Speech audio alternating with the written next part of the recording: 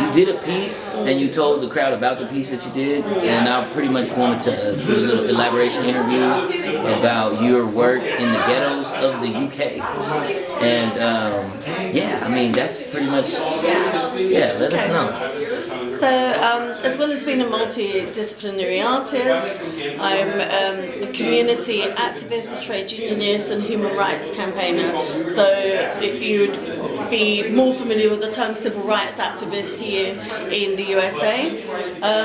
So I've been campaigning for decades and on behalf and with black communities in the UK, black and brown communities actually in the UK. So the UK is made up of migrant communities, and even if we're second or third or fourth generation, we are treated like second or even third class citizens in the UK. I mentioned in the piece, I was performing on about the Windrush scandal, where people, including like my family's generations, came from the Caribbean, invited to the UK.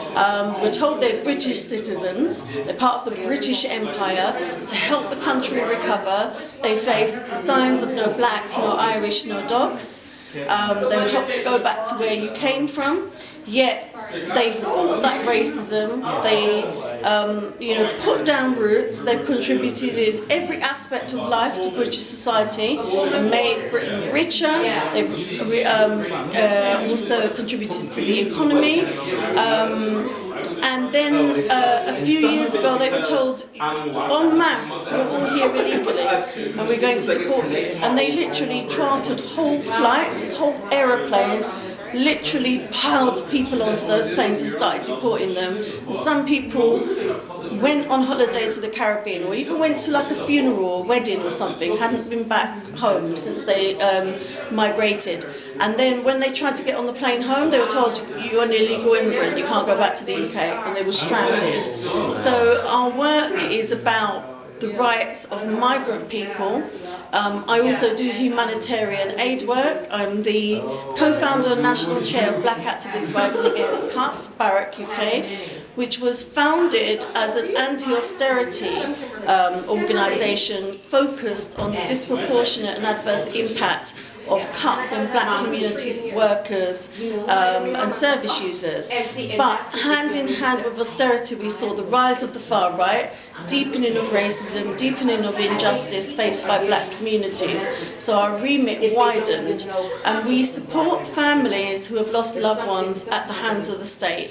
So yes, there have been a lot of killings of black people in the USA, and actually we've organised, my organisation with others have organised solidarity vigils outside the American Embassy, demonstrations. We've hosted the family of Trayvon Martin in the UK. They've come over and we've hosted an event to support them and call for solidarity and justice.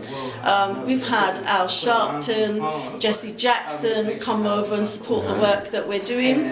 So we give solidarity because we understand that what's happening to African diaspora people and black and brown people more widely, globally, is connected. And so we need to fight that. We look at the favelas in Brazil, we look at what's happening to African people on the continent because of the legacies of colonialism and enslavement on Caribbean people in the UK and in the USA. All of these things are interconnected, and those legacies of racism are what lead to systemic racism here and now, and that's what allows and empowers those who hold racist views, including the police and the state, to kill people with impunity, thinking that they can get away with it. So we spend a lot of time supporting families who never planned to be activists, but overnight they've had to become activists because they've lost a loved one at the hands of the state, to fight for justice. But what does justice look like when you've lost somebody you love? It's never going to be full justice. So the remit of our work is broad, but we face many of the same issues in the UK that are faced by black and brown people of colour in the USA. So yeah, we're fighting for justice, we're fighting for everybody, we're fighting globally. We have a Pan-Africanist outlook. solidarity to everybody here in the UK, and for me as a multidisciplinary artist, I use my platforms as a creator to campaign for equality, freedom and justice and human rights. Right. Let me ask you, in the deportation, oftentimes for California and Mexico, we have an issue where Guatemalans or people from the bottom of Mexico, they're just getting dropped off in Tijuana, right on the other side of San Diego. Yeah. And that's so far away from where they're from. Yeah. What island in the Caribbean, I mean, when they get deported out of the UK on the airplanes, they have a propensity to go toward Haiti, Jamaica, or what, where are they going? So their aim, generally speaking, is to deport you to the country that you departed from. However, we've had cases of people being deported to countries they didn't come from. So, for example, those people that are fleeing the effects of climate change and persecution and conflict, who are not just from the Caribbean, who are from the African continent, the Asian continent and the Middle East, sometimes they have travelled through several countries to get to the UK. When they deport those people, they deport them to the point of entry. So they might have come via France, so they'll deport them to France. France has got nothing to do with them. However, in the Caribbean, there was a case of twins, and they deported them to 2 different countries, because they're born in one country, raised in another country in the Caribbean. They're twins, hello? There should be a clue in the fact they're twins. How can you deport one to one country and one to another country? We also had the case of a black woman who her dad was in the armed forces, and he was placed in Germany. So her parents were from the Caribbean, but they're in the British Army. She was born because of where he was posted in Germany, but they tried to deport her. And she's like, well, where are you deporting me from? I'm a British citizen. It's only because my dad was posted in Germany. You can't deport me to Germany as I'm not from Germany. And how are you deporting me to the Caribbean? Because I wasn't born there. So there's a lot of these weird situations.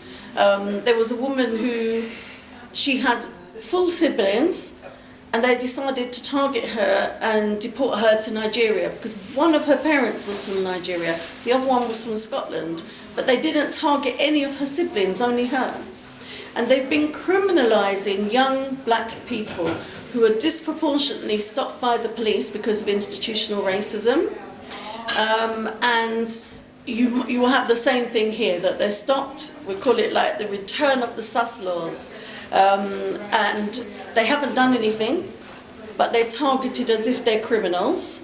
And then if they are stopped repeatedly, let's say they've been stopped by the police 10 or 20 times, which is purely because of racism, they will deem them to have committed the crime they were stopped for, even though they've not been charged, they've not been arrested. They've not been through the criminal justice system and found guilty. Because they weren't born in the UK, but they came, most of them came when they're babies, or 2 or 3 years old. They're told that they're going to deport them to the Caribbean as well. And they have no links whatsoever with the Caribbean because they spent all their formative years, all their education has been in the UK. So they're criminalising people by virtue of their immigration status, but they're also targeting people who have a criminal record. So if you were born in the UK and you did a robbery, you did a light crime or a car theft or something. If you were born in the UK, you'll be able to serve your time. You'll be able to be rehabilitated and go out and live your life. So somebody who came when they were a 6-month-old baby or 2-year-old, if that happens to them and they see that you were not born in the UK, they're deporting those people as well. So you've served your whole prison sentence and they're sending you directly from prison to a detention centre, which is akin to a prison, and then deporting you to a country that you've got no links with. And sadly, when they get to the Caribbean, there's a stigma attached to them because there's these screaming headlines saying there's a plane full of criminals coming. They're all murderers and rapists. And when you look at this 50 people they've targeted for this plane, actually maybe one person is a murderer, one person is a rapist. and the others are very light crimes and they've served their time. And you know, that stigma means that they can never settle in that country. People are dying. Some people have fled the countries because they were being persecuted and they are then murdered. Some people have taken their own lives. So it's a really, really horrific situation. So they stopped deporting the Windrush generation, the people that came in the 50s and 60s, but they're continuing to deport the children and grandchildren, because like the poem I shared of Jean Binta Breeze, the children came later. Grandchildren, they may have been raised by their grandparents. When the grandparents died, then they may have gone to the UK when they were 18 or 20 even, because now there's nobody left in Jamaica or Trinidad or St. Lucia, and they've been targeted. So they may have come even younger than that, gone to school okay. When they went to start university, they're told that you are an international foreign student. You've got to pay these higher fees. And they're like, no, I'm not, because I've been living here. Right. So there's all of these different dynamics. So this is why we're treated like we're like third-class citizens. It doesn't matter how many generations we are on. In my book, I have this this poem called "Exiled in East London." So I was born in the UK. So I'm second generation. My mother wasn't. And I remember this poem is about a real-life scenario that happened to me, where a man on a market stall, I was buying some fruit. He said, "Where are you from?" So I said, "I'm from East London." Yeah, and he was like, "Yeah, but where